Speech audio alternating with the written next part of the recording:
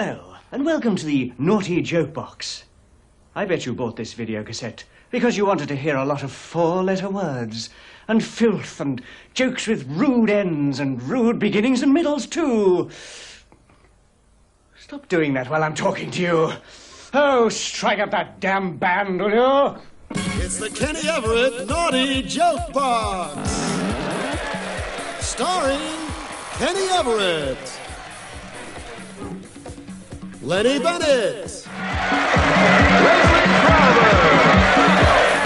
Willie Rushton, Barry Cryer, John Junkin, Fogwell Flax, and introducing Pat Mooney, here's Kenny.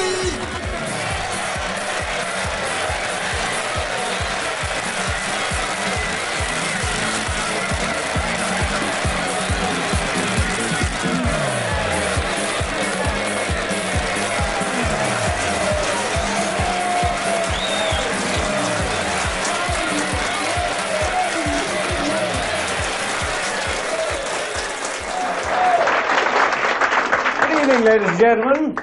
This is one of those things that are sold over the counter, this video. It's not going out over the air, but we're not going to be too naughty, because Derek and Clive have done that already. Right. There was this cunt with big tits. Good evening and welcome to my Naughty Joke Box. Yes, here we are in Caesar's Palace, Las Vegas. Or is it a grotty little Soho shithouse? We're ready to whip your brains to cream with jokes that Lord Thames and the Bede wouldn't let us do. And don't worry, Mum, we won't go too far, because there's a representative from the International Video Censorship Committee in attendance. He'll be keeping a close eye on the proceedings. This is disgusting. Then why are we doing it?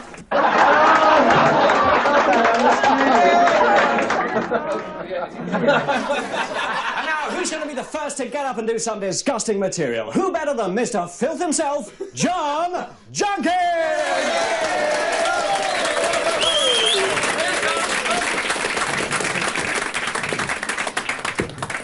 Terrible coming on after a dwarf. Oh, hell. May I say, not only is it a great pleasure for me to be here tonight, it is also bloody inconvenient.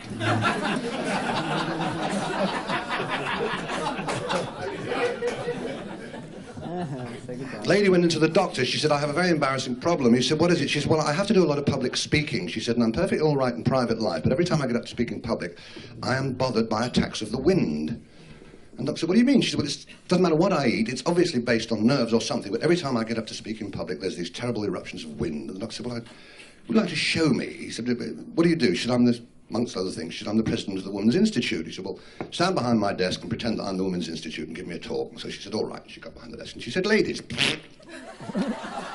I would like to say regarding the report for last year that some members are not... The doctor said, I see, that's fine. He said, now I understand your problem. And he went to the corner of the office and he got a 7-foot pole with a hook on top. And she said, what are you going to do with that? He said, open a window. A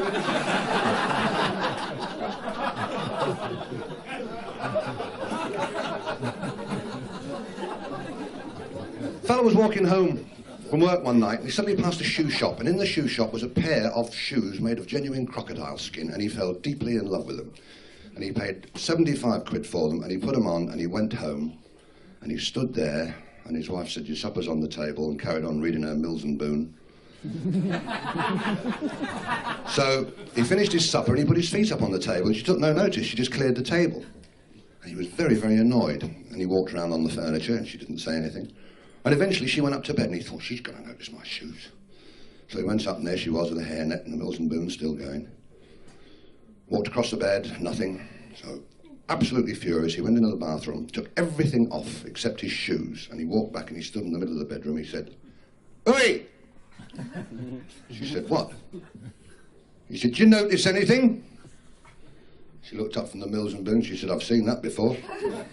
He said, "Look where it's pointing." She said, "Shame you didn't buy a new hat."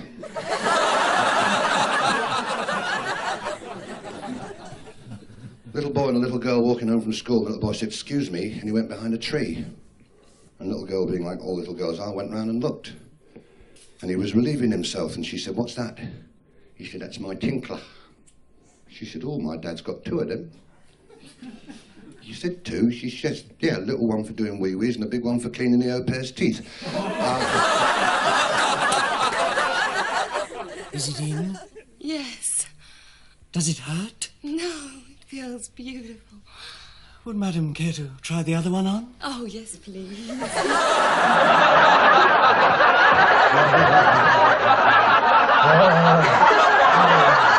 You're in there.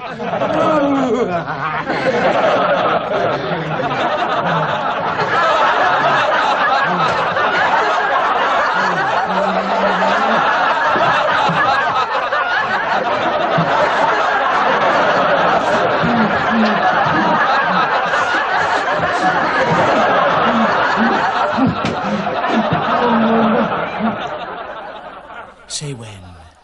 Right after the next drink.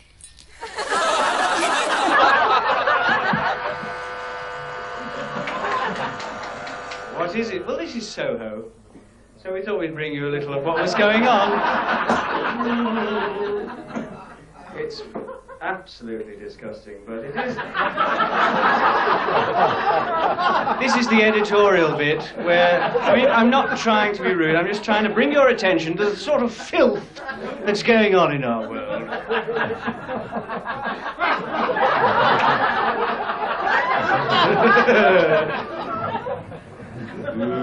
Ooh, don't you wish you had one of these at home? Let's go amongst the audience and try it out. Jesus Christ! Darling, hi! Do you know, there's a lovely story about this man that... Shut up. That, you know, he was hanging on the cross and that, and there was a 5-minute break, and he said, "Oh, Christ's sake, hand me a fag." So somebody went up the ladder and put a fag in his hand. Somewhere there is a photograph of Jesus Christ and a fag hanging out. No, perhaps not. There was this nun in the convent garden, vegetable patch, right? Sprinkling seeds. Sprinkle, sprinkle, sprinkle, sprinkle. Crowd of crows comes down. Peck, peck, peck, peck. "Fuck off," she says. "Go on, fuck off. How dare you? Fuck off." Mother Superior comes out from behind a cloister. "Sister Teresa, you mustn't say that word. Just say shoo, and they'll fuck off just the same." Who's next? And now, from the antique to the modern and sophisticated. Ladies and gentlemen, somebody you might have seen on Tiswas on Saturday morning, best programme in the universe. And I'm on wireless at Saturday morning when Tiswas is on Death City. But here's somebody who makes it the best programme in the world, Fogwell Flax.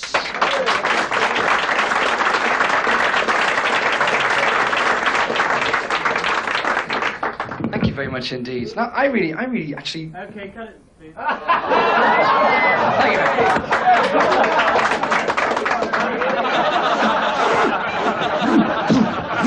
I love you, Larry. I love you, darling.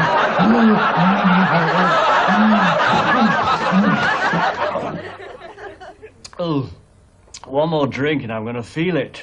One more drink and I'm gonna let you feel.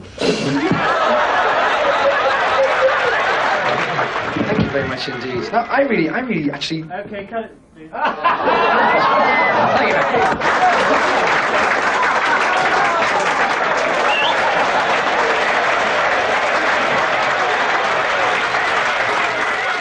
Hello, shitheads. Gizzard puke here. Supply any class for the evening? You may notice the accent. I borrowed it off one of my old characters. I haven't got too many, I've got to make them last. You may wonder why I have so much class. It's because I went to a very exclusive school. Not just anyone can go there, you got to be sent there by a judge. I remember one day we were sitting there in a classroom and a teacher came in and said, "Okay, you turds. We're going to have a different kind of lesson today. It's like an observation test. I'm going to hold various objects behind my back and give you a brief description of them, and you got to try and guess what they are. Right. I've got something behind my back now. It's yellow, and you can eat it. I said, it's a banana. She said, no, it's a lemon, but shows you're thinking. She said, I got something else now behind my back, something else. It's red, and you can eat it. I said, it's an apple. She said, no, it's a plum. Shows you're thinking. Just then, a little kid in the corner said, hey, Teach, I got one for you. I got something in my hand under the desk. 3 inches long, red at the end. Teacher said, you filthy little bastard. He said, it's a matchstick. Shows you're thinking, no? Here, did you hear about this little boy who, 5 years old, got up in the middle of the night to go to the bathroom, on his way past his mother and father's room, pokes his head through the door, watches for a few minutes, and then says, how do you like that? And they tell me off for sucking my thumb. I really like the way that he had the nerve to say that. His eyes are cute and flirty, but his jokes are rather dirty. Isn't it a shame there's so many respectable people wanting to buy this tape? Who is it? Lenny Bennett. Oh, dear. Oh, all down in one go, quick.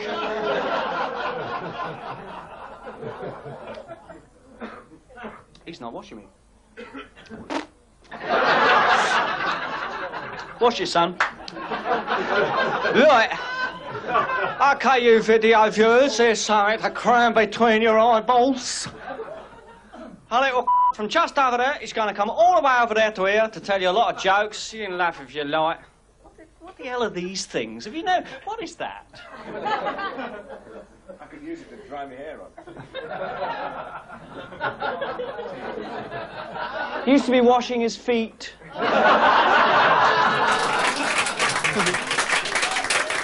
Ladies and gentlemen, Leonard Bennett, thank you.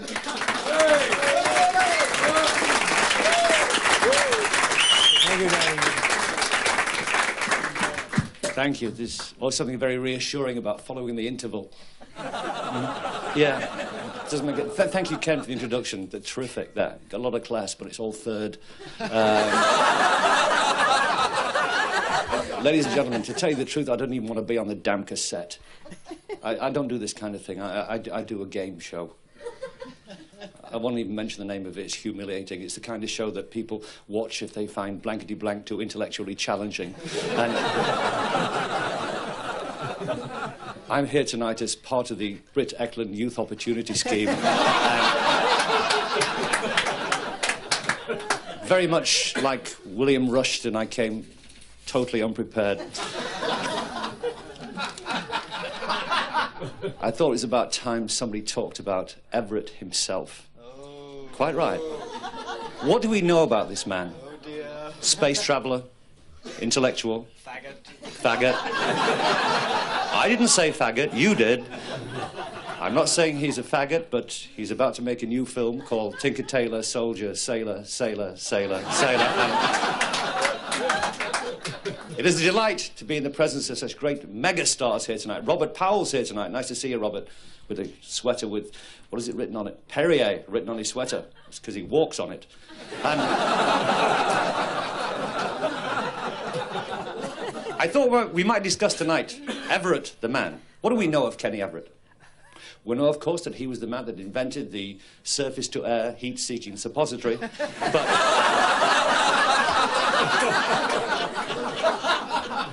I have in my hand a piece of paper given to me by Ken's own personal press representative, Ken Livingston. Let me tell you about Ken. Ken was born in Derbyshire, just outside of wedlock. Many of you might not know this, but Kenny Everett, when he was a child, had a personal complaint. He wet the bed. His grandfather cured him. He bought him an electric blanket. Because one of the great influences on Kenny Everett's life was his dear grandfather, a wonderful man in many ways, his grandfather. His own grandfather had his own career. He was a missionary to Africa in the 1930s. There's a bit of scandal attached to it. Ken doesn't talk about it because in 1937 his grandfather was dismissed. He was unfrocked for committing a certain offence. It was all to do with an ostrich. Apparently he came across it with its head buried in the sand and one thing led to another. Most embarrassing for Ken because he said to his grandfather, how could you do a thing like that with an ostrich? And he said, I was okay for the first 5 miles and then I got out of step.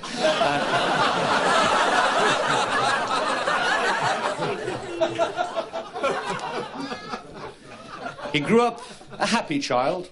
A little later in his life, his first job, he was a contortionist. A little later after that, he was arrested for indecent exposure. He was worried in case he'd had it hanging over his head for the rest of his life. And his first job, according to this, was at the London Zoo. He was sacked for putting Valderma on the leopards. And as part of his ongoing career, he joined the army. They had a long military tradition in the Everett family. His father was a prisoner of war for 5 years in England. And Ken went for his army medical, and the doctor said, take all your clothes off, and he did. And the doctor left, which is humiliating for a man. And Ken said, what are you laughing at? And the doctor went, oh. And Everett said, we're only going to fight them, aren't we? And, he left the army and he came into show business, which we're all very grateful because Ken, I mean, many people say he's a superstar, he's a megastar. Some people say he's a boring little fart. But, No, wait a minute. I know you like ketchup with everything, but this is ridiculous. You know, darling, I've always had a soft spot for you. So I've noticed. Now it is time for a break, so let's break. Who's the next one? Pat Boone.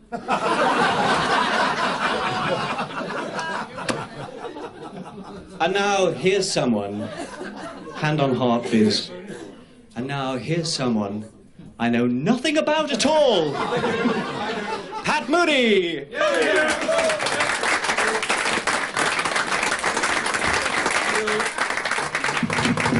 Thank you. I feel very unique here tonight. I'm the only comic I've never heard of before. Nice to see you all. Looking up with a little bit of Irish news about the acid bath murder in Dublin. The murderer lost his hand taking the plug out.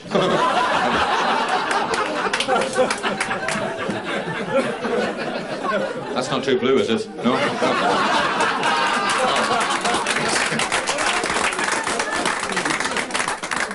Just for a change, I'm going to do this act in a North of Ireland accent. I come from a little fishing resort in Northern Ireland called Belfast. You've heard of Belfast, have you? There's no inflation there. The prices are going up, but the shops are coming down. Funny bit, you know. I went over there last week to do a television show in Belfast. I was scared stiff going home to Belfast. I bought myself a bulletproof vest, and a leprechaun shot me up the arse.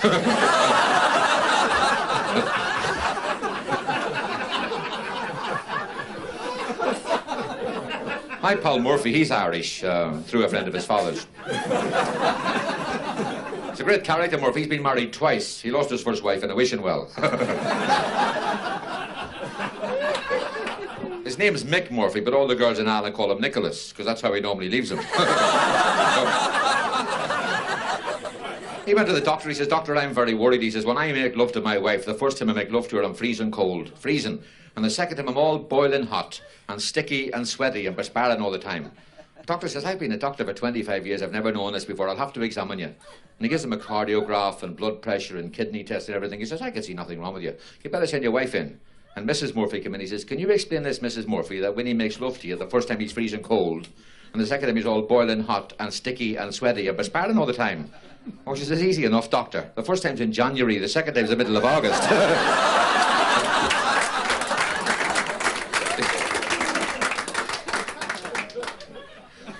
I've got a friend of mine in Ireland.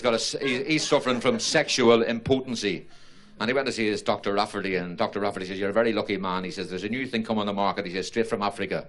It's powdered rhino horn." So they get these horns of the rhino, they crush it into powder, you take a spoonful every day for a week, and after a week you're flying. And he took it for 7 days, and every time he got an erection, he used to charge Range Rovers.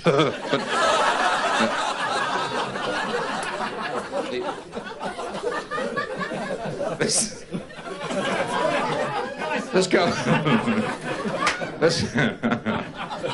What about that fella in Belfast? He hated his wife that much, he wrote Protestant on her back and sent her down the Falls Road. And she came home that night with £60 in her pocket because he couldn't spell Protestant. I overheard a couple of tarts talking as I came here, in Dean Street. And one said, "How's business, love?" She said, "Marvellous." She said, "I can't, it's unbelievable. Unbelievable, dear." She said, "Well, if I had another pair of legs, I'd open in Manchester."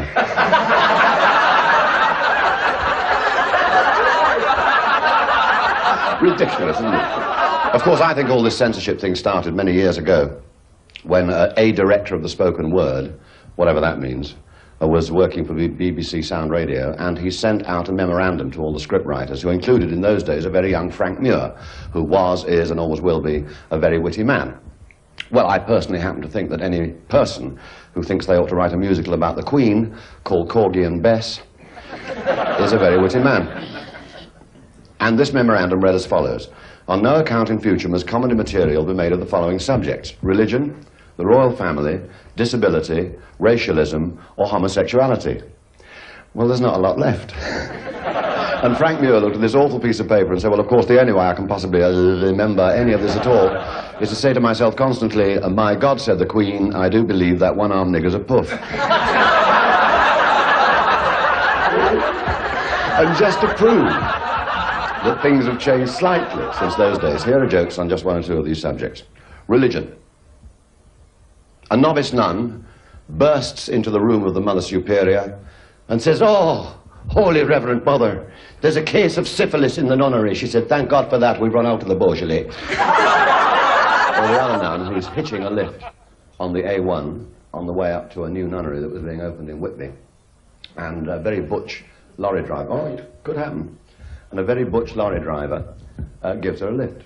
And they're thundering up the A1, and he says, "Do you fancy our breakfast?" She said, "Well, I'm afraid I can't afford it." He said, "Well, I'll buy it for you. It'll cost you." She said, "Yes, I think I know what you mean." So they had breakfast, pull up for Carmen. A little way further on, they got into a lay-by, aptly named, and he had his wicked way, as they say. And they start thundering once again, due north up the A1. And he said, "What you going to tell the Mother Superior at this gaff in Whitby then, when you get there?"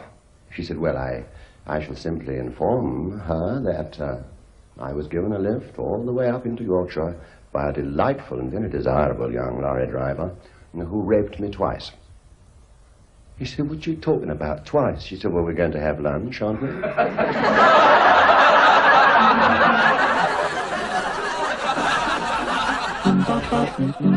I've never said a naughty word despite what you have heard. I'd never say a naughty word, 'cause I'd feel like a turd. Is Kenny walking into this then? Yes. Why don't you ask him? Bitchy poo.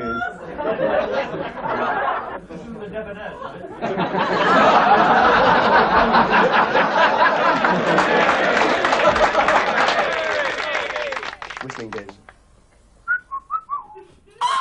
I don't believe it. It's Emmanuel right here next to me. It's my lucky day. Together we'll reach the heights of ecstasy. You with all that, and me with my burning desire for the bizarre.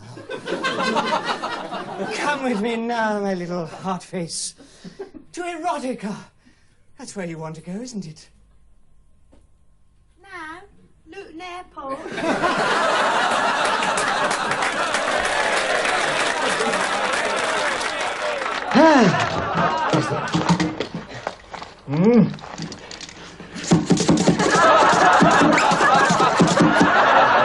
Ladies and gentlemen, great, wonderful friend of mine. Ah, look at that hair. You could read a book by it at night. Barry Correia!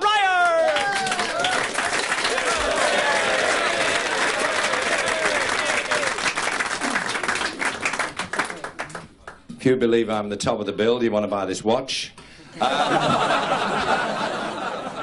Wouldn't give this spot to a leopard. Good evening, ladies and gentlemen. The anticlimax is now on the stage. Which reminds me of the incident when I said to my wife, when you reach a climax, why didn't you ever say anything? She said, you're never there.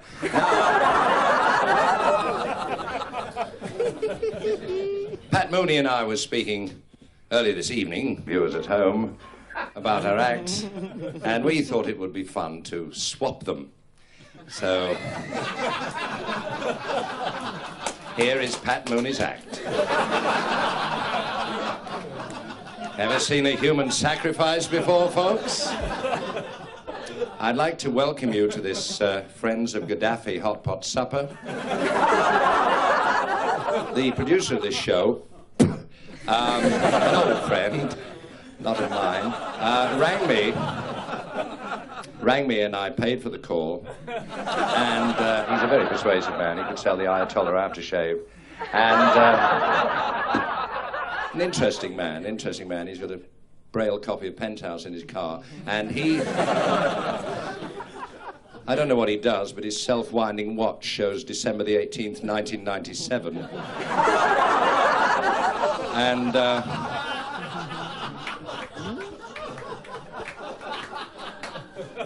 he asked me along, and I said, I don't tell jokes. My big thing is magic, but that's just my opinion. And it's nice to be here at the Hollywood Bowl, because usually I work hotels, and when you work hotels, you get a whole different slant on things, because hotels are owned by Arabs these days. The whole sphere of influence has shifted, hasn't it? Why do people think Arabs are so clever? Because they're in oil, you know. Sardines are in oil, nobody thinks they're clever. Climb in a tin, close the lid, and get the bloody key outside. But you hear things in hotels. I heard two salesmen talking one night, and one said, I'm in microchips, we're so successful, we're moving into smaller premises. And the other one said, I'm doing chest wigs. He said, you're kidding me? He said, no, I'm doing chest wigs. He said, it's a big thing now. He said, you're kidding me? He said, kidding you? He said, we're doing so well next year, we're thinking of going pubic. I did a football dinner at Wembley. I'll go through the material just for the edit. I haven't got a piece of paper. Mind you, there are times this evening when I wished I had. But I was at...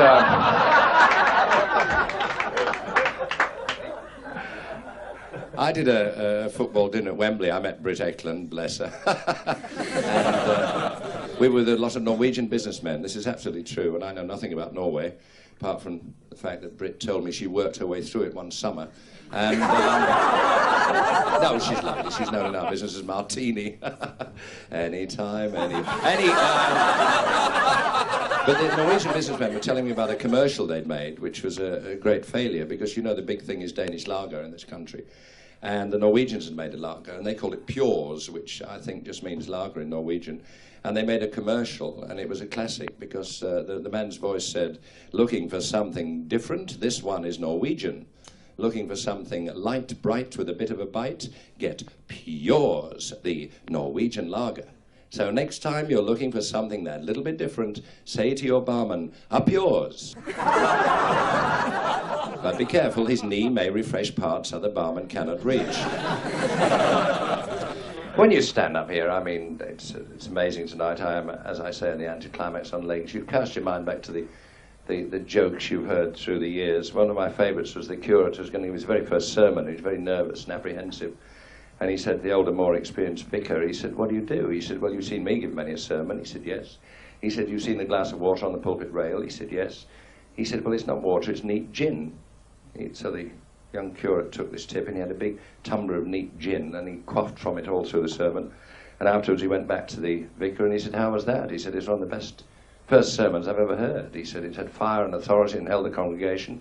Very good indeed. He said, just three little things I'd like to tell you. He said, when you finish the sermon, he said, don't tear up your notes and throw them at the congregation. He said, when you leave the pulpit, walk down the stairs, don't slide down the banister. And strictly speaking, David slew Goliath. He didn't knock 7 bloody bells out of him. And his sling was full of shot.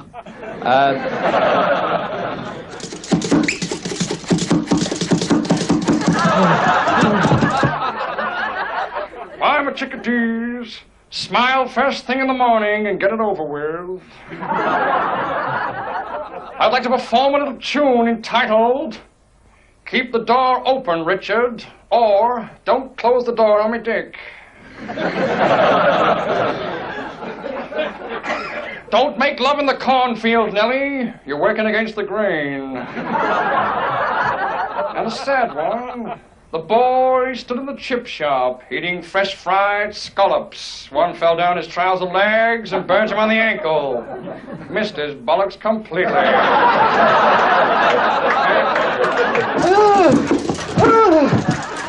Thank you. The pump will do fine. Where I was like a little boy in a shop. He's watched all the John Wayne films, and he's standing in a shop with a cowboy hat and a toy cap gun. And he walks up to the counter and says, "Stick your hands up, I want ice cream." And she says, "Do you want crust nuts?" He says, "Do you want your tits blowing off?" No, thank you. I mean, take her home, she's ready. No, like the little boy that comes home from his school party. Sorry, this mum is talking to him. He says, "Have a nice time, love." "It was great, Mum." "What did you do?" He said, we had jellies and blancmange and ice cream and cakes, and I got my leg over in the Wendy house. She locked him in the bedroom. His dad came in, went upstairs. "What have you been up to, you?" He said, "I've only been in the party, Dad." "What were you doing?" "We had jellies and blancmange and ice cream and cakes and..." "Got me underway in the Wendy house, Dad." His dad trembled. He picked the lad up by his collar. He carried him down to the back kitchen and stood him against the cupboard. Bent over, picked a metal frying pan up. His mother shouted, "No! Don't hit him! Oh, he's only a baby." He said, "I'm not touching him, I'm cooking him a steak. Can't get his leg over on bloody jellies and blancmange and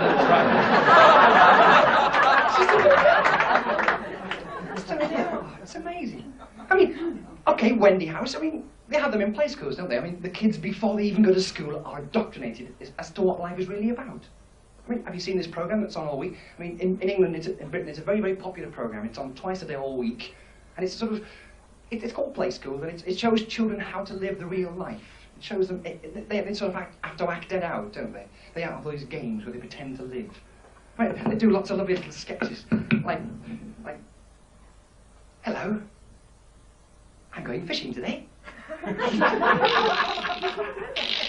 I've got a rod. Some fishermen have big rods. Oh, I've caught something.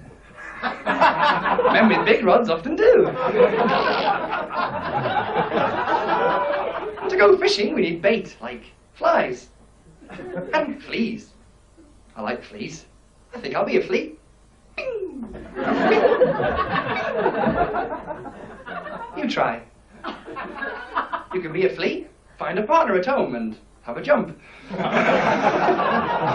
amazing. I mean, to have a jump, what do you need to have a jump? You need to visit a chemist for a start off, don't you? So, I mean, you can't hide the kids in chemists. They're going to be there, aren't they? The things you get asked for in chemists. Have you seen the sort of people go rather embarrassed to the counter, sort of... "Excuse me, could I have a packet of protectives and a box of Quells, please?" I thought, if it makes you sick, don't do it. Good job, that. Hello, darling. I know I'm a dirty, stinking, spotty old fart, but, you know, you and me, together, sliding around over each other, we could make beautiful music, you know, darling, you know? How about it, eh? How about it, eh? Do you mind? Do you mind? Good job, that. Hello, darling. Hello. Ooh, would you like to come and play? You know, you and me, together, alone, the two of us, making beautiful music. I mean, say the word and... Oh my God. I mean, how about it, eh? That's all right with me. Go right ahead.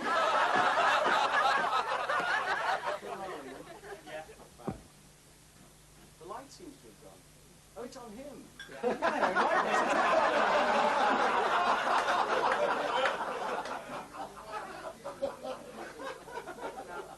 Yes, terrific.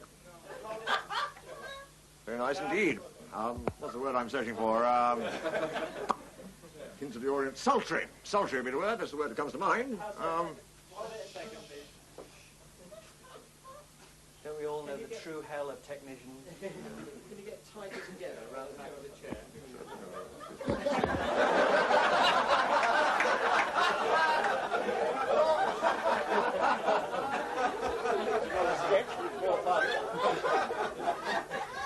I remember that. Just a little bit. You weren't at public school, were you? You've got a funny bum, it so hangs in folds. That's my wallet.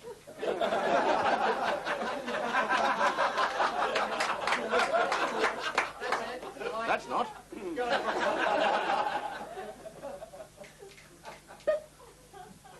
Terrific. Very nice indeed. Terrific. What do you mean, action?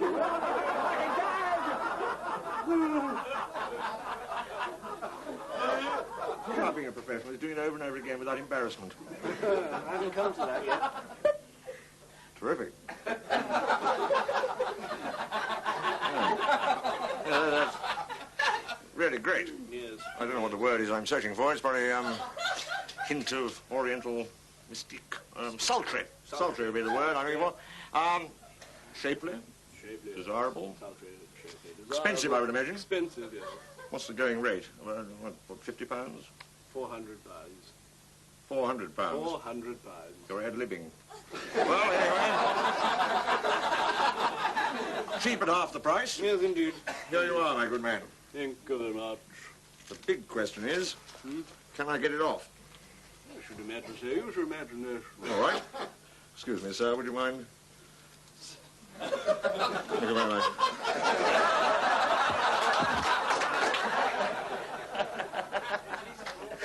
No, because I'll be honest with you, they said to me, come and do this cassette. And I said, like, what's it for? He said, Kenny Everett. I said, well, when I get there, how will I recognize him? And he said, he's the one that's covered in love bites, most of which are self-inflicted.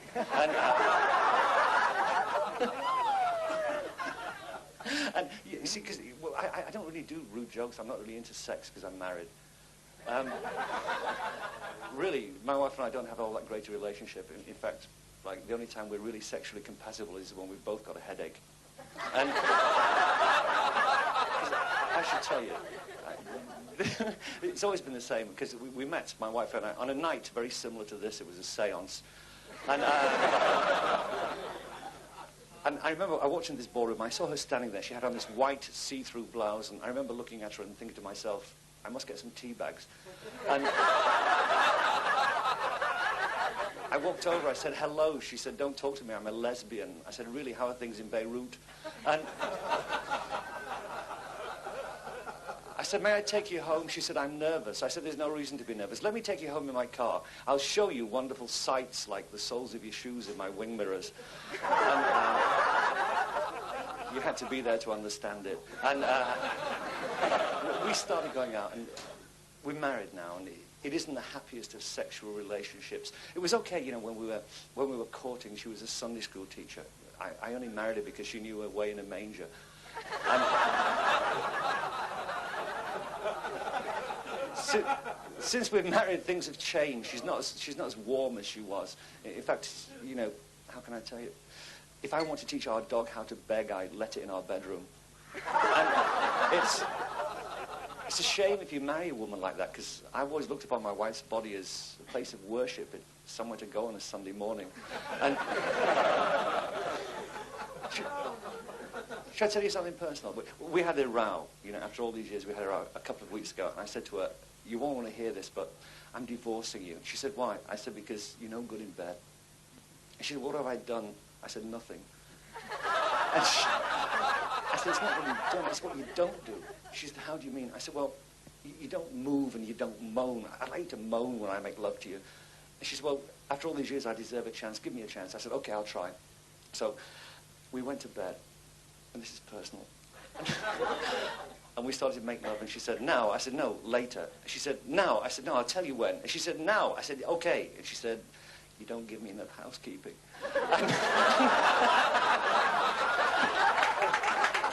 The Kenny Everett naughty joke box. This woman opened her door one morning and there was 2 dogs on her doorstep playing mums and dads. You know, having a leg over us. Foggy would explain it, you see.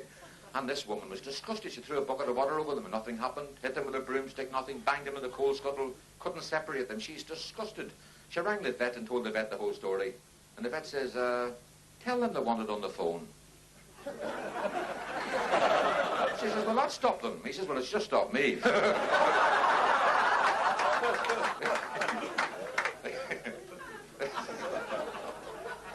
Little Jewish couple walking through Hyde Park, and a flash came from behind a tree and went like that. And his wife said, "Hi me, what a lovely bit of lining."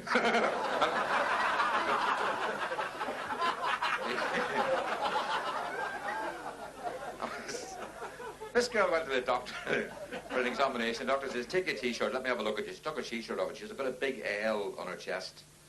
The doctor's fascinated. He says, "Where did the L come from?" Oh, she says, "I went with this Liverpool supporter and he wears this T-shirt with an L on it, and when we make love, the passion and ecstasy, it comes right through his shirt and comes on my chest and leaves that mark." He says, "Fascinating." He says, "Put your shirt back on. Come and see me in 7 days' time. Following day, take your shirt off." Takes it off. There's a big P on her chest. He says, "It's got me fascinated. What happened to the Liverpool fellow?" Oh, she says, "I'm going out with the Preston North End supporter now." He says, "Great, very interesting. Put your shirt back on." Get back a week later, walks in. She's got a big M on her chest. Doctor says, "Don't tell me. Manchester United." She says, "No, Wigan Athletic."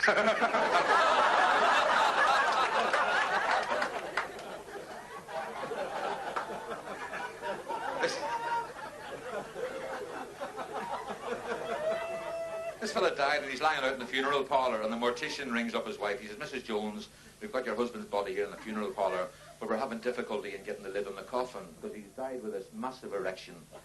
He says, we can't get the lid on the coffin. The only thing we can do is amputate his penis and place it in his rectum to bury him in one whole piece." So she says, "Fascinating," she says. "You go on, you do it. If you think that's the thing to do, you do that. But don't put the lid in the coffin till I see him for the last time." He said, "Your wish is our command, Mrs. Jones." She goes around about 2 hours later, and he's lying there in the coffin in his best Sunday suit, and there's a little tear coming out of his right eye. And she bends over the coffin and she says, "Fucking hurts, doesn't it?"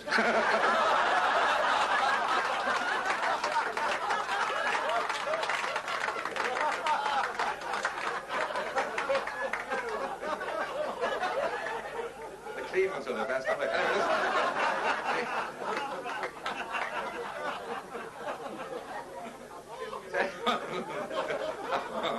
Oh, hang on, Barry Crow's having to go. What, have I done something? Were you going to do that? Wait, sorry, listen. I'm glad I got on first. Listen. Tell you what makes me laugh, actually. My brother's a barber in Belfast, this is true, and a fella came in with one arm for a shave. He sees the one arm, he's very nervous, threw the towel around him, started shaving him, and he cut him on the ear, cut him on the cheek, cut him under the chin, cut him in his cheek, cut him in his ear. There's blood everywhere. And he's trying to hold a conversation with him. He says, "Have you been in here before, sir?" The fella says, "No, I lost this arm during the war."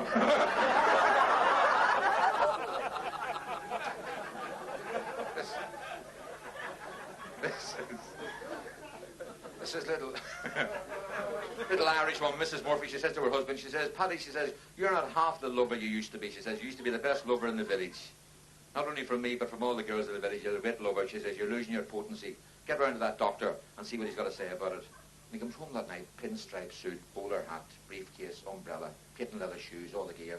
She says, "What are you doing dressed up like that?" He says, "I went to see that doctor with Jesus, and he told me I was important. And if I'm going to be important, I'm going to dress important."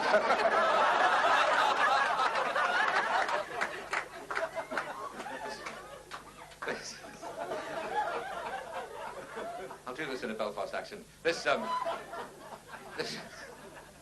wee Belfast woman went to the doctor. She says, "Doctor, I'm very worried." She says, "Me and my husband Paddy have been happily married for 10 years.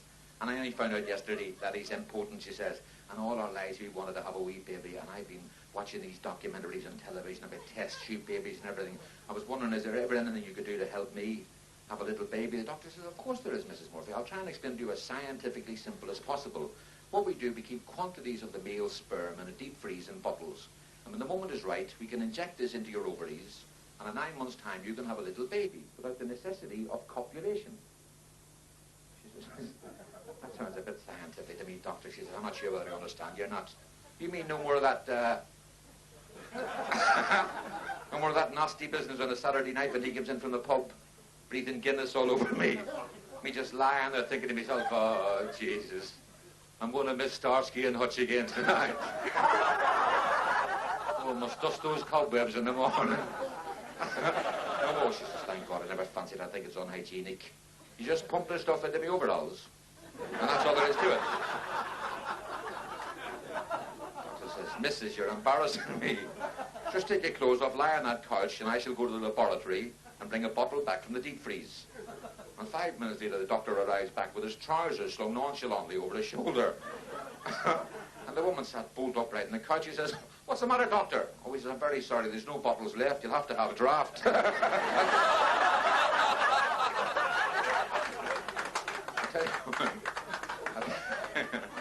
tell you while I'm winning, listen, before I go. This woman sitting in the house one night, and her husband comes home. He says, listen, love, he says, I'm fed up with our sex life. It's getting very boring. She says, I'd like to do something different. She says, what do you mean? He says, I'd like to do it doggy fashion. She says, no, you're not getting me in any of those perversion things. He says, look, you can have anything you want so long as you give me this wish. He says, I just want it doggy fashion. She thinks for a while. She says, well, do it on 3 conditions. She says, what's the 3 conditions? He says, well, first of all, she says, I'd like a mink coat. He says, you've got your mink coat. You've cracked it. What's the 2nd condition? She says, I'd like a fortnight's holiday in Florida. You've got that. He says, what's the 3rd condition? She says, you take us to a street where nobody knows us.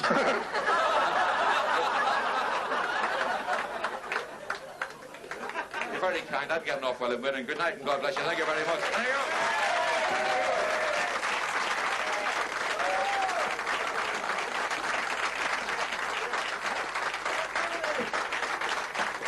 Pat Mooney! Hey! Willie Russell!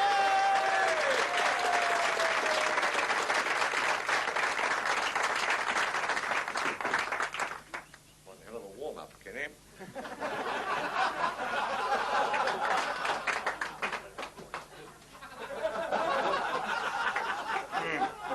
This is extremely embarrassing for me, as I am not in any way a stand-up comedian, being joke blind.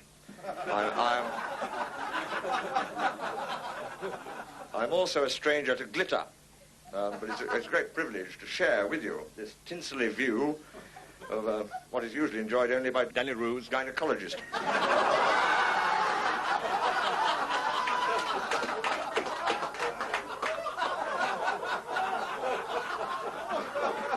I told these people here of my quipslexia, and they've handed me a millboard with these jokes on it. So I said, all right, I'll read them to them. Joke 1.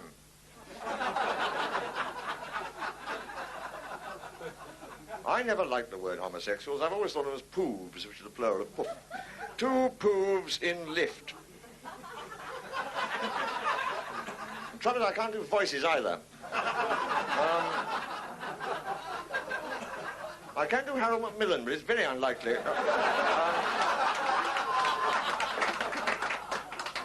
He can play the lift operator. Lift operator, going down. First poov, no, just conversing.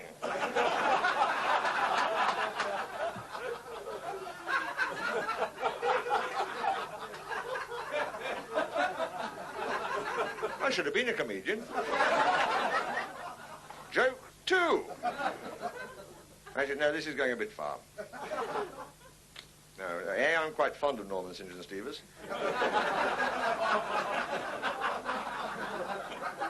And B, I do draw the line at any joke involving a charabanc load of nuns and Oliver Reed. Joke 7. Now, this is quite nice. This is ethnic humour. This is an ethnic joke, Canadian joke, so it should be very entertaining. It concerns an absent-minded Mountie who jumped off his whistle and blew his horse.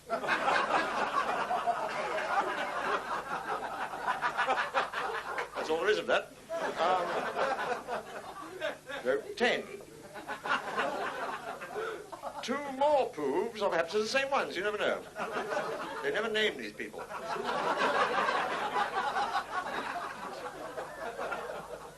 First prove, how's your bum? Second prove, shut up. First prove, so's mine, it must be the cold snap.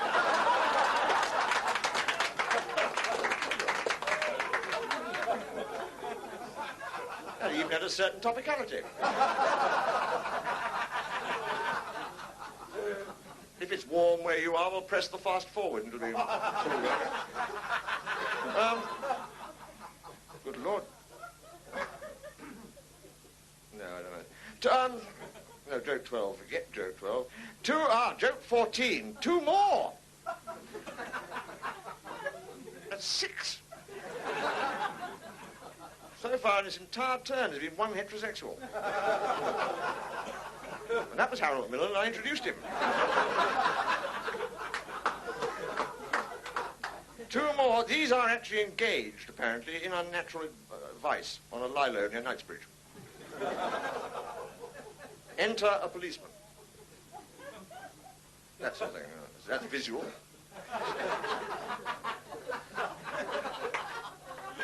Policeman. To these 2 people you may have forgotten about who are at it. Consenting you may well be, sirs. Adults, certainly, but I would query the privacy of Lowndes Square.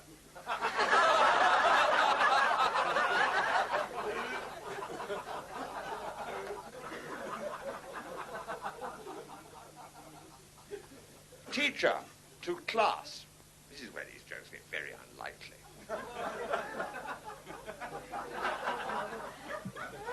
There are always men who come up to you in pubs and say, you could use this on the telly, there's this nun going down to this monk.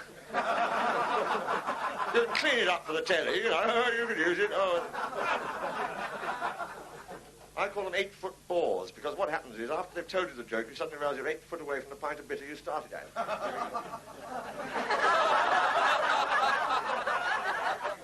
Schoolroom. Teacher to class. I mean, this is so silly, it's laughable. Today we're going to spell 4-letter words. Terrific. Anybody know how to spell a 4-letter word? Small child. I can crouch for this, but I won't. Yes, miss. Teacher, right, Harry. Small child, Harry. F-U-C, teacher, quickly. That's in brackets. Be wary, Harry. Harry, M. Teacher, what does that spell? Harry, fuck 'em.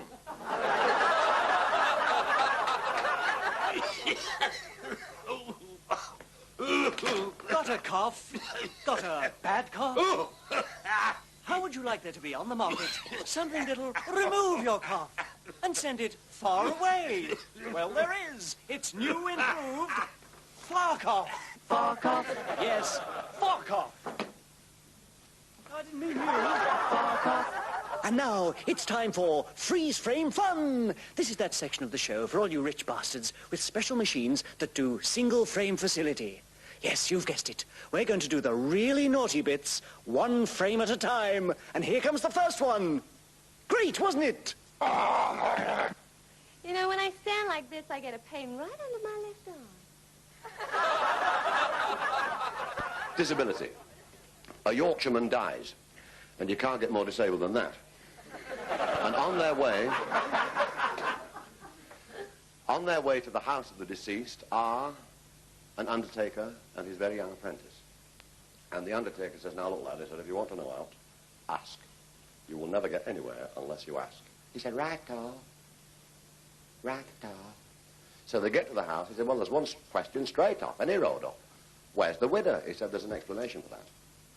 You will very often find that when the bereaved is that bereft, she flies straight back to the bosom of her own family. It's a well-known psychological fact. Get upstairs and see how the body's getting on. So he goes upstairs, he comes down, he says, well, it's lying flat on its back. Stark naked. He said, there's an explanation for that. He said, you'll very often find that when the body dies, or as we say in the trade, snuffs it, in that condition, the widow will leave it like that to make our job that much relatively easier. Most understandable, highly commendable. Get upstairs and do what you have to do. So he comes downstairs a little later on. He says, I don't know how to tell you this, but it brought wind. He said, there's an explanation for that. He said, you'll very often find that when rigor mortis sets out, all that is left in the body that has no right to be there disappears at a rate of knots. It's a well-known medical fact. Go upstairs, do what you have to do. So he comes down again. He says, well, I don't know how to tell you this. I mean, I do not know how to tell you this. He said, but it is obviously in a highly excited state. He said, there's an explanation for that. He said, you will very often find that as a man dies, the last thing in his mind is of that nature, hence the phenomenon. Don't panic. You'll do nobody any good at all, least of all him up there, if you panic. Get the toolbox. Now, you know that hammer with the rubber head you've been going on about? Now is the time to put it to its rightful and proper usage. He said, you will find, and medical facts will bear me out, that a smart tap, not only will all our problems be over, but we'll be able to get the lid on as well. Now, go upstairs and do what you have to do. So he comes down again. He says, I did it. I did like you said. I went like that. I went tap. And it said, bloody hell. He said, there's an explanation for that. We're in the wrong house.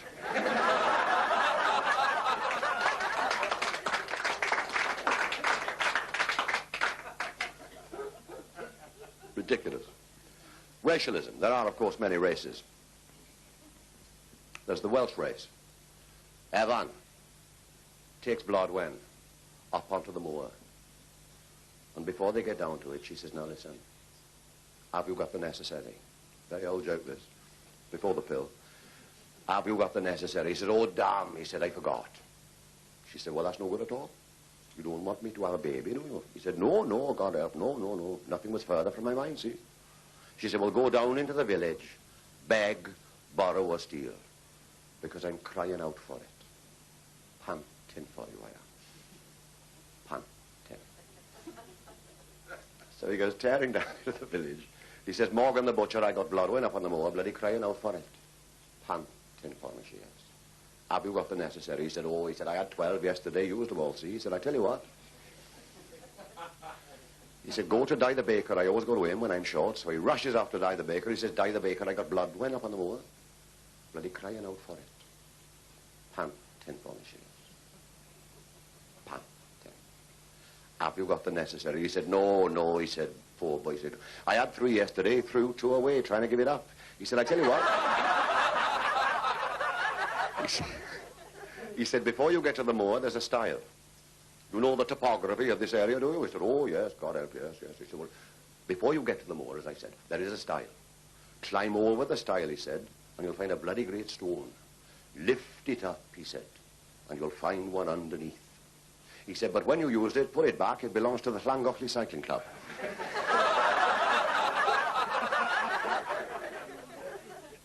A Scotsman, another race, goes round the Ideal Homes exhibition, stops before a certain display counter on which there is situated a box. And he says to the assistant, who was a tinge limp in the wrist, he said, what's that wee box there? You.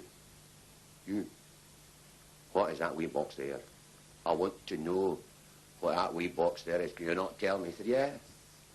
He said, it's the latest type of ironing board. So he said, we have the little box, the little knobs on top. We press the first knob, down shoot the legs.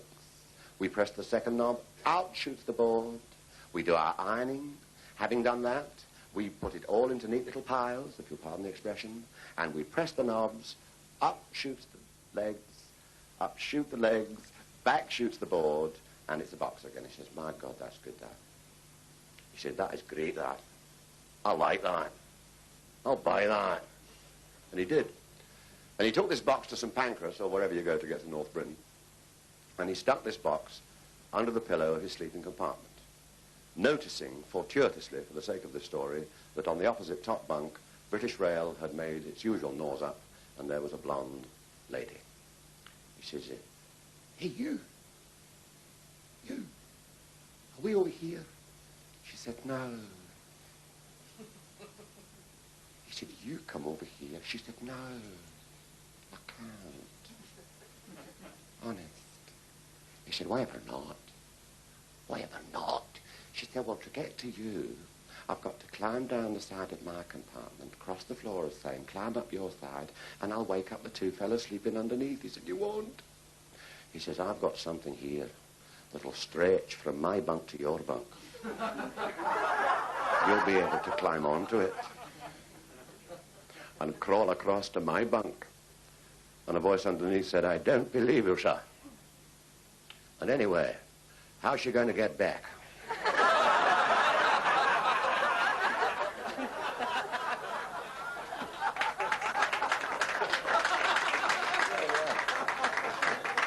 When I hear applause like that, I realise I'm working cheap. And, yes, we have a question for the lady at the front. What's your question? My wife is here tonight, yes, because obviously wants my body one at the front. And, no, you see, because I don't, this is one thing I don't really into groupies. I mean it. I get a lot of this. Women want my body, and I don't do that kind of thing because my wife and I have got a tremendous sexual relationship. We're great. You know, like, the secret of being a good wife is you've got to think of great things to do. And my wife is a master of that. She thinks of weird games to play. She thought of a terrific game last week. How it worked out, she made the rules. She got in the kitchen sink, took all her clothes off and put a little bell on the bottom. And I had to go in the front room and I took my clothes off.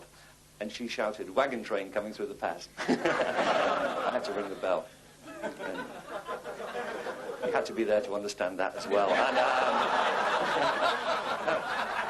Because, you know, when you are married, you know, there are problems for married people. Like, when you make love, and this is, again, is personal. A lot of men, when they make love, find it difficult to restrain themselves.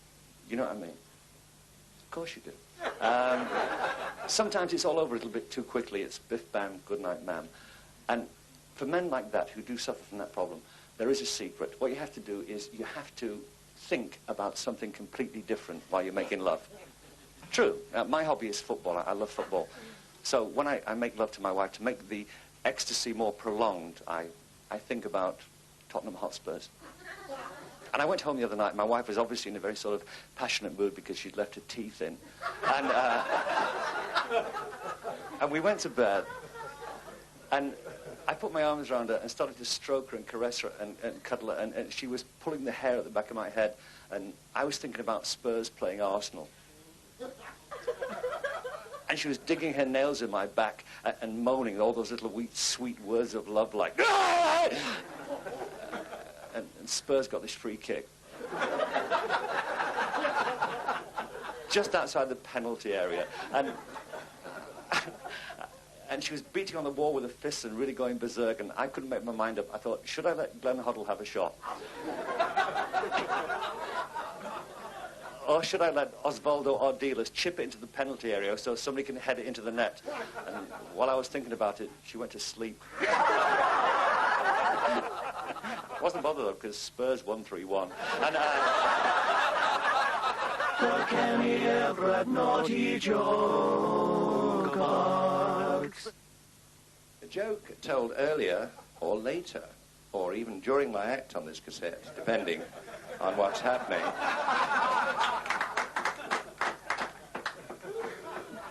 By Lenny Bennett, who will be remembered when Jack Benny is forgotten, but not before, concerns the man who had a certain problem. You know, how can I delineate this problem to you, ladies and gentlemen? If I use the expression, come early and don't avoid disappointment, you might understand. But he went to his doctor, and the doctor said, don't worry about this. He said, don't worry about this. He said, it's a very common problem. He said, as indeed Lenny said earlier or later in this cassette, that you must... I'm playing tricks with your mind at home, ladies and gentlemen. I hope you're enjoying them. Do you realise this could mean the end of now, as we know it today? The doctor said to him, die by inches, cry out like a lad.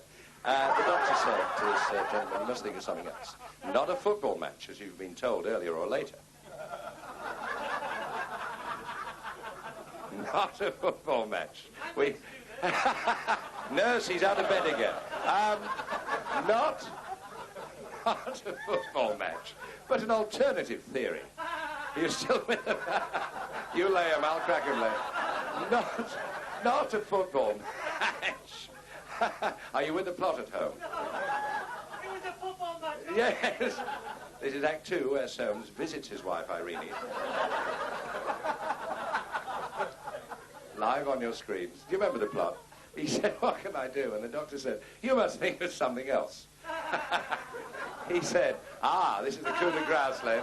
He said, think of a 7-course meal. Really concentrate on a great big fat menu.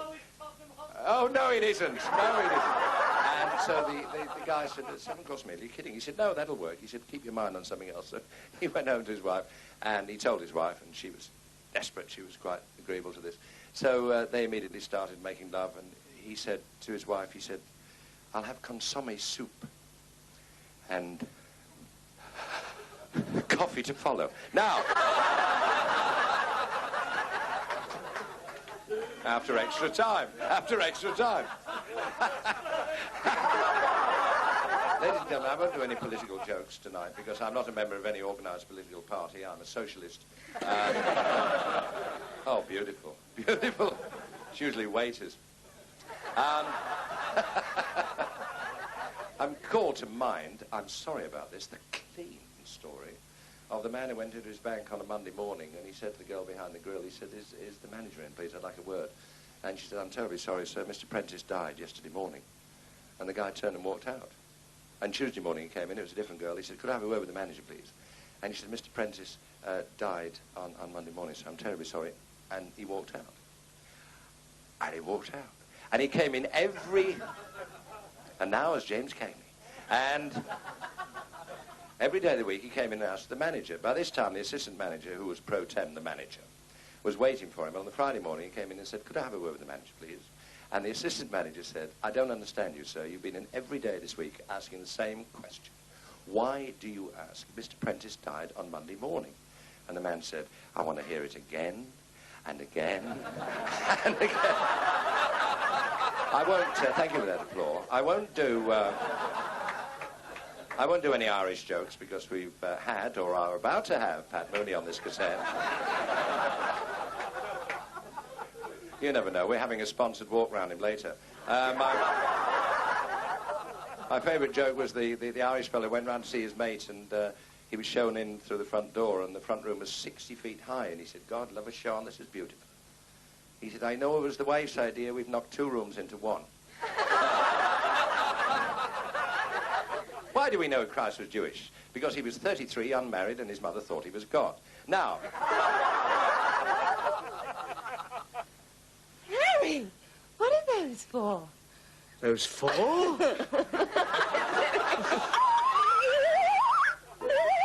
This geezer was sitting on a train, all by himself in a compartment. The train stopped at a station. Little old lady got on. She sat right across from him. Anyway, the train stopped. Little old lady took out her Bible, started to read. Train pulled into the next station, closed the Bible, put it away. When the train started again, took out the Bible, started to read. Every time the train stopped at a station, out the Bible. Every time it started again, she took it out, started to read. Well, he couldn't figure it out, so he leaned over and said, excuse me, darling, you're a nice old lady. I don't want to bother you, but why is it that every time the train stops, you put the Bible away? When the train starts, you go back to reading your Bible. Little old lady looked up and said, why don't you fuck off?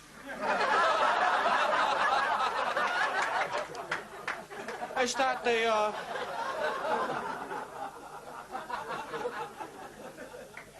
Radio 2 joke? I'm sorry, darling. I just don't know what went wrong. It's just not good enough, Harry. Bad workman always blames his tool.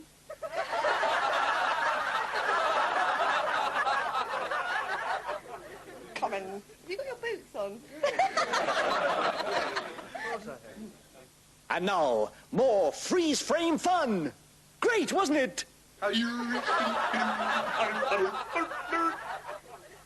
Can you imagine the Muppet Show doing pantomime with Little Red Riding Hood? Can you imagine Piggy and Kermie? Piggy as Red Riding Hood and Kermie in the bed as the wolf.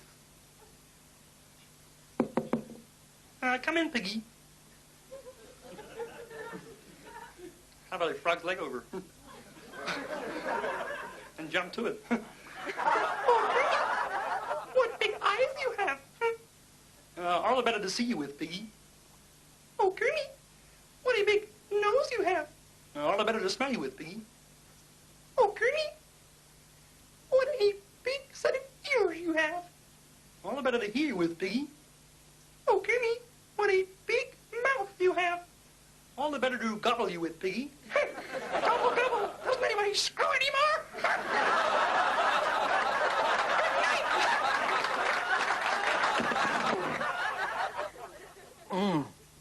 Do you like cocktails? Oh, yes. Tell me one. Waitress. Waitress. I'd like a cup of tea. Waitress, you've got a hamburger in your armpit. Well, of course I have. That's how I'll keep it warm, you dummy.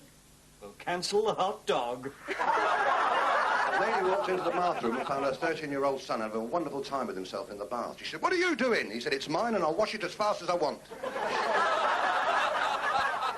Two choir boys sitting in church. One said to the other, "Is that Fanny Green in the front row?" He said, "No, it's the light from the stained glass window." Anyway, this geezer goes to the house of ill repute and says to the madam, "I want a girl."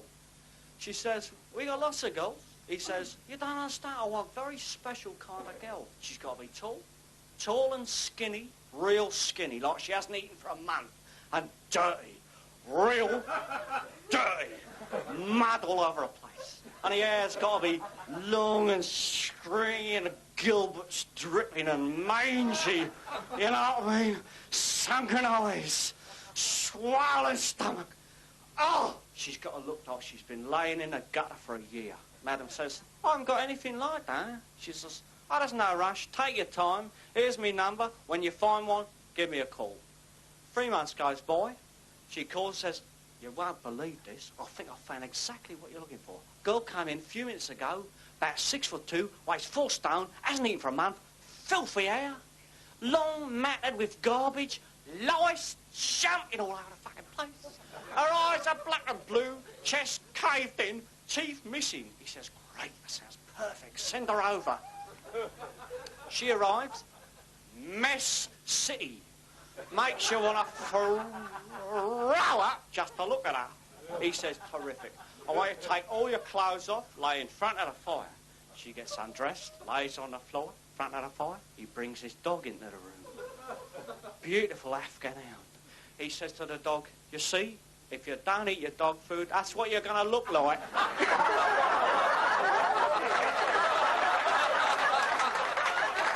You know, before I found my true vocation in life, on a dole, I used to have a job selling things from door to door. Anyway, one night I was doing my rounds. I rang the bell of this cute little semi-detached in Neaston. Little boy came to the door. I said, "Hello, sonny. Is your mother at home?" He said, "No, she's out at work." I said, "Your mother works at night? What does she do?" He says, "She's a prostitute." I said, "Well, I'm a son of a bitch." He said, "So am I, but I don't go around bragging about it." It's so nasty, it's so crude, all these jokes are very rude, and I love it. Picture the scene. Des O'Connor died. Again? Again, yes, not for the first time. Now, please. Now, don't be wicked about Des. Des is a wonderful man. Be fair. I mean, be honest. Des has done a great deal for this country. For the last 25 years, the government have been using his records to jam the Russian radar. And Des died and went to heaven. And St. Peter opened the Golden Gates. He said, "Yes." He said, "Des O'Connor." He said, "I believe so." He said, "I want to come into heaven." And St. Peter said, "You haven't got a prayer. No chance whatsoever." He said, "Well, why not?" He said, "Before you come into heaven, you have to pay a penance." He said, "What's that?" He said, "Well, you have to do something." He said, "Well, what penance?" He said, "You have your choice of 2. The first penance is this. You see that old woman over there with the grey, greasy hair and the one eye and the one tooth and the varicose veins?" He said, "Yes." He said, "You have to make love to her 3 times a day for the next 2 years." And Des said, "I couldn't handle that." So he said, "Well, what's my alternative?" He said, "You have to go to hell for 2 years." He said, "Well, show me hell." And St. Peter opened this door, and out came the flames and the cries of the tormented souls. And Des said, "No, I don't fancy that. Let's have a look at the old bird." So he took him back again, and there's this old lady, and Des said, "Look, can we do a deal? Could I just make love to her once a day for the next 2 years?" He said, "No, it's got to be 3 times a day." So Des said, "Okay, I'll take a chance." And he got hold of the old lady and walked away. And as he walked away, he looked over his shoulder, and there was Max Bygraves with Wonder Woman. And Des said, that's not fair. And St. Peter said, Wonder Woman's penance has got nothing to do with you. The Kenny Everett Naughty Joke Box. Well, that's it, the sound of the show. And we hope that you have enjoyed it and that you feel that the money was wisely invested in buying this video cassette. And if you didn't enjoy it, too late, we got your money. And now it's time for the old sickly showbiz ending. Close up, please. Closer, closer. Fine. Good night. God bless you, and thanks for watching.